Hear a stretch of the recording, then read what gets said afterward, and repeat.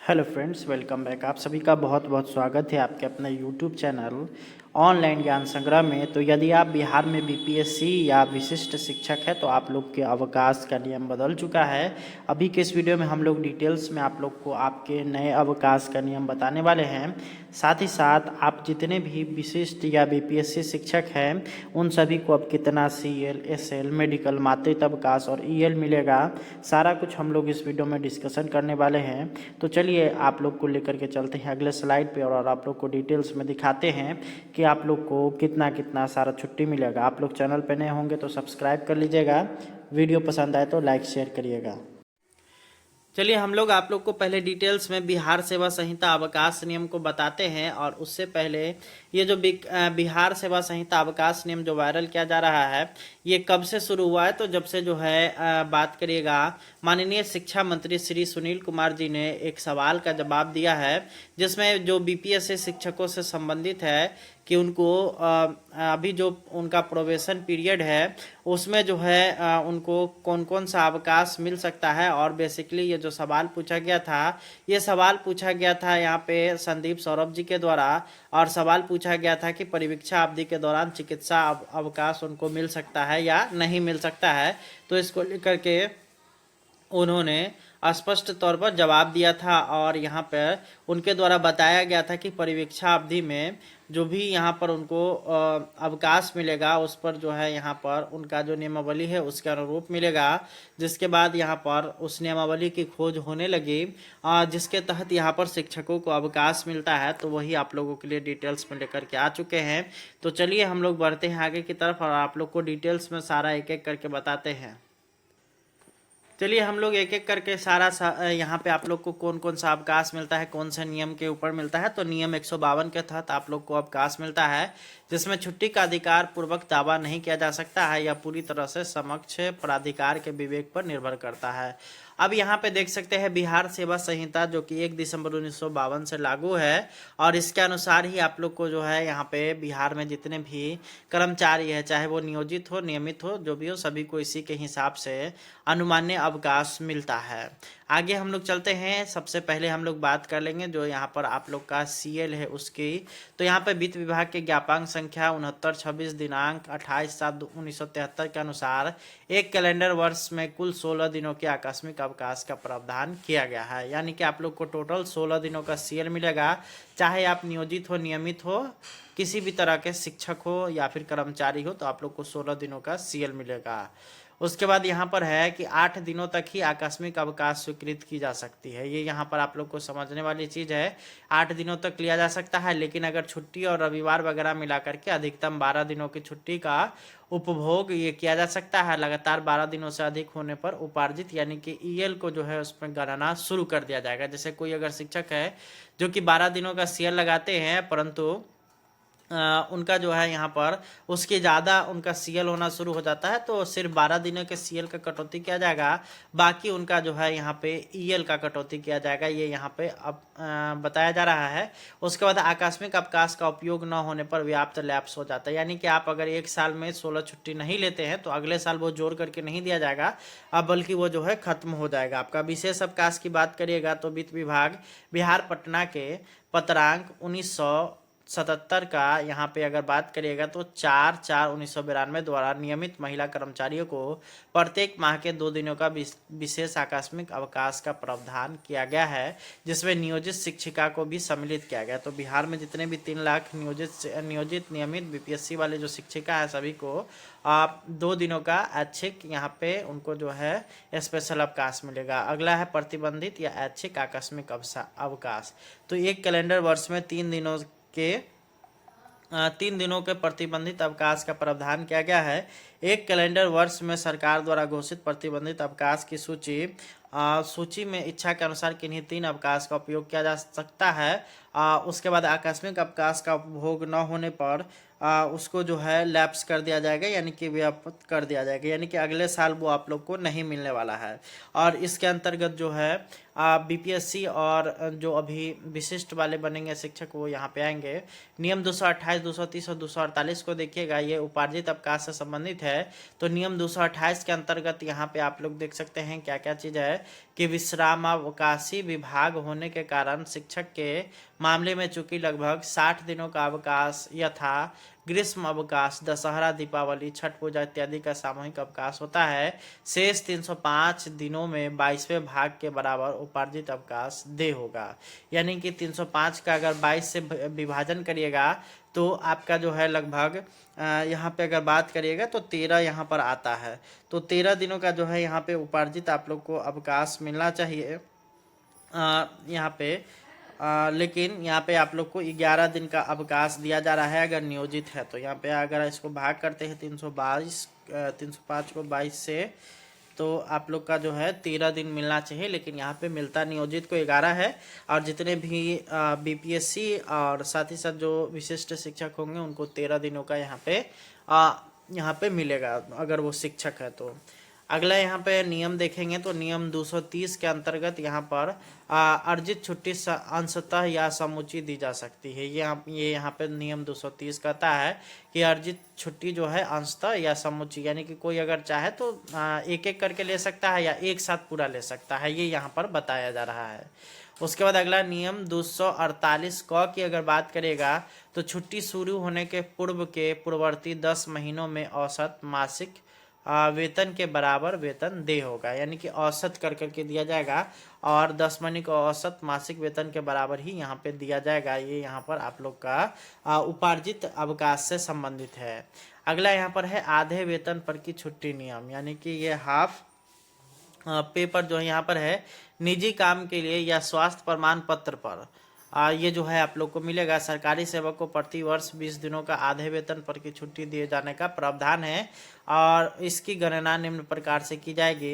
यदि किसी सरकारी सेवक की कुल सेवा अवधि 15 वर्ष हुई है तो आधे वेतन की छुट्टी कुल 300 दिनों की यहाँ पे हो जाएगा। यानी अगर मान लेते हैं किसी का 20 हो गया है तो 20 अगर जो है तो उसका 400 दिन की यहाँ पे आधे दिन का जो है वेतन पर आधे वेतन पर वो रह सकते हैं। आधे वेतन पर छुट्टी तब तक न दी जाए जब तक कि सक्षम प्राधिकार के अविश्वास हो कि छुट्टी के पश्चात सरकारी सेवक अपने कर्तव्य पर लौट आएगा। मृत्यु की स्थिति में यह नहीं संभव है। अगला यहाँ पर रूपांतरित अवकाश नियम 234 की अगर बात करेगा तो सरकारी सेवक अपनी पसंद के आधे वेतन पर बाकी छुट्टी को पूरे वेतन पर की छुट्टी के रूपांतरित करवा सकता है। यह केवल स्वास्थ्य प्रमाण पत्र पर ही मिलेगा, परंतु पूरी सेवा काल में 180 दिनों से अधिक नहीं होगा। 180 दिन आपको पूरा यहाँ पे पेमेंट मिल जाएगा, लेकिन बाकी जो बचा हुआ है उसको आधे दिन पर आप लोग का रूपांतरित छुट्टी के साथ उपार्जित अवकाश भी दी जा सकती है। रूपांतरित अवकाश तब तक नहीं जाए जब तक कि सक्षम प्राधिकार से उसको नहीं। अब यहाँ पे आप लोग देख सकते हैं प्रसव अवकाश जो कि मैटरनिटी लीव होता है। तो यहाँ पर 2 से कम जीवित संतान वाली महिला सरकारी सेवक को कुल 180 दिनों की प्रसव छुट्टी अनुमान्य है। यानी कि महिला शिक्षिका को 180 दिनों तक जो है वो मातृत्व अवकाश ले सकते हैं। ऐसी छुट्टी से संबंध सरकारी सेवक का छुट्टी वेतन वही होगा जो वह छुट्टी पर जाने के पहले कर्तव्य से रहते हुए पाता था। उसके बाद यहाँ पर है कि प्रसव अवकाश के साथ कोई भी दूसरी तरह की छुट्टी दी जा सकती है, लेकिन प्रसव छुट्टी के क्रम में मांगी गई किसी भी तरह की छुट्टी तभी दी जा सकती है जब तक निवेदन स्वास्थ्य प्रमाण पत्र द्वारा समर्थित नहीं हो। ये यहाँ पर समझने वाली चीज़ है कि अगर आप जो है प्रसव के बाद जो 180 दिनों का उसके बाद आप जो है अन्य अवकाश ले सकते हैं। प्रसव छुट्टी लेखे के विकलित न की जाए। यहाँ पर है इस नियम के अधीन प्रसव छुट्टी गर्भस्त्राव से गर्भपात के मामले के भी निम्न शर्तों के अधीन भी रहते हुए भी दी जा सकती है। छुट्टी की अवधि 6 सप्ताह से अधिक न हो। और दूसरा है कि छुट्टी आवेदन निबंधित चिकित्सक के प्रमाण पत्र द्वारा समर्पित हो, किंतु संदेहास्पद मामले में असैनिक शल्य चिकित्सा या कि किसी चिकित्सा पदाधिकारी के प्रमाण पत्र पर हो। अब यहाँ पर आप लोग देख सकते हैं अगला जो आया वो पितृत्व अवकाश का है। तो पितृत्व अवकाश का देखिएगा 2 संतान कम जीवित वाले पुरुष सरकारी सेवकों को एक बार में 15 दिनों का प्रसव छुट्टी अनुमान्य है। पितृत्व अवकाश संतान की संभावित जन्म तिथि से 15 दिन पूर्व से 6 माह के बाद तक उपयोग किया जा सकता है। छुट्टी में एकमुश्त 15 दिनों की दिनों हेतु देय है। ऐसी छुट्टी के संबंध में सरकारी सेवा का छुट्टी वेतन वही होगा जो वह छुट्टी पर जाने के पहले कर्तव्य स्थापित अवकाश के साथ कोई भी दूसरी तरह की छुट्टी दी जा सकती है, लेकिन पितृत्व छुट्टी के क्रम में मांगी गई किसी तरह की छुट्टी तभी दी जा सकती है जब तक निवेदन स्वास्थ्य प्रमाण पत्र के समर्पित न हो। पितृत्व छुट्टी देने के यहाँ पे आप लोग देख सकते हैं नियम 220 एक यहाँ पे अगर देखिएगा शिशु देखभाल अवकाश, तो वित्त विभाग की अधिसूचना संख्या 640 दिनांक 19/1/1915 2015 द्वारा बिहार सेवा द्वितीय संशोधन संहिता 2024 के तहत नियम 220 के बाद नियम 220 ए अंतस्थ है। इस नियम के तहत अवयस्क संतान वाली महिला सरकारी सेवा को उनकी समस्त सेवा अवधि के दौरान केवल 2 संतानों तक उनकी परीक्षा, बीमारी के दशा में पालन पोषण या देखभाल के लिए 2 वर्ष यानी कि 730 दिनों की देखभाल अवकाश का प्रावधान किया गया है। शिशु देखभाल अवकाश का अधिकतर पूर्वक दावा नहीं किया जा सकता है। किसी भी परिस्थिति में मंजूर करने वाले पदाधिकारी की पूर्वानुमति एवं उचित मंजूरी यानी कि स्वीकृति के बिना कोई कर्मचारी छुट्टी पर प्रस्थान नहीं कर सकता है। शिशु देखभाल अवकाश 15 दिनों से कम के लिए मंजूर नहीं होगी। ये यहाँ पर समझ लीजिए, अवकाश के दौरान पड़ने वाले राजपत्रित अवकाश शनिवार एवं रविवार की भी गणना की जाएगी। शिशु देखभाल अवकाश परिवीक्षावधि के दौरान मंजूर नहीं की जाएगी। ये यहाँ पर आप लोग देख सकते हैं। शिशु देखभाल अवकाश एक कैलेंडर वर्ष में 3 बार से अधिक मंजूर नहीं की जा सकती है।